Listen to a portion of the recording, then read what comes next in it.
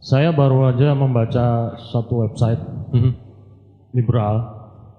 Di situ dibahas bahwa ya istilahnya mengkritisi umat Islam, terutama Rasulullah Sallallahu Alaihi Wasallam. Rasulullah dikritiki sama dia? Iya. Oh, ya. Masalah itu orang Islam kah? Ya? Orang Islam itu? Iya. Terus apa kritikannya? Mengenai budak Rasulullah yang boleh digauli tanpa dinikahi.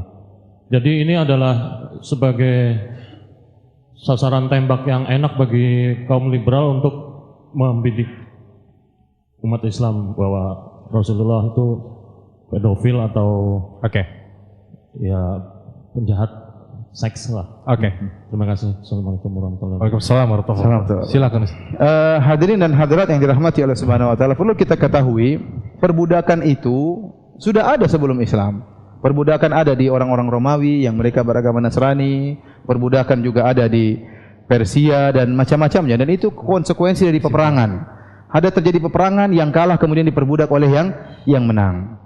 Dan itu perbudakan juga sampai ke Jazirah Arab. Maka datanglah Islam. Islam bukan mendukung perbudakan. Bahkan Islam kalau kita baca malah berwasiat kepada kita untuk berbuat baik kepada budak-budak. Maka bahkan Rasulullah SAW tatkala sebelum meninggal, apa kata dia? As-salat wa ma malakat aimanukum. Yang artinya salat dan budak-budak kalian. Wa ma malakat aimanukum itu artinya budak-budak kalian. Perhatikanlah. Suruh berbuat baik kepada budak-budak. Dan terlalu banyak kalau kita membaca barang siapa yang melanggar di antara kafarahnya membebaskan budak. Itu tidak banyak. Kemudian barang siapa yang membebaskan budak pahalanya sekian. Ada seorang sahabat yang mukul budaknya, Rasulullah SAW tegur. Rasulullah bilang Allah lebih hebat daripada engkau. Ya, banyak seperti itu. Rasulullah SAW menyuruh kita berbuat baik kepada budaknya. Oleh karenanya, di antara hebatnya Nabi SAW sampai Zaid bin Harithah itu budak yang dihadiahkan oleh Khadijah kepada suaminya Nabi Muhammad SAW. Dan Zaid itu dirampas oleh orang, dijadikan budak, dibeli oleh kerabatnya Khadijah, kemudian diberikan kepada Khadijah memberikannya kepada siapa? Nabi SAW. Kemudian saking baiknya Nabi kepada Zaid bin Harithah, sampai-sampai bapaknya datang, kemudian ketemu dengan Zaid, ya, kemudian minta mengambil anaknya. Kata Nabi, terserah Zaid. Ternyata Zaid milih Nabi daripada milih bapaknya sendiri. Kenapa? Karena akhlak mulianya siapa? Rasulullah SAW. Dan kemudian diatur juga dalam Islam, misalnya masalah bergaul dengan budak, ya. Karena budak itu kan dijual belikan, ya, Selama budak itu masih milik kita, bisa kita manfaatkan. Dan ini dalam Islam boleh. Di antaranya seorang pemilik budak boleh menggauli apa? Menggauli budak wanitanya, ya. Boleh menggauli budak wanitanya, ya. Adapun tuduhan bahwasanya Rasulullah SAW gila seks, itu tidak benar, ya. Kita katakan Nabi Sulaiman diakui oleh mereka atau tidak? Nabi Sulaiman alaihissalam dianggap nabi oleh Nasrani dan Yahudi atau tidak? Ya. Dianggap. Dan istrinya berapa? Lebih banyak daripada istrinya Nabi SAW. Dan Allah mengatakan para nabi memiliki kekuatan.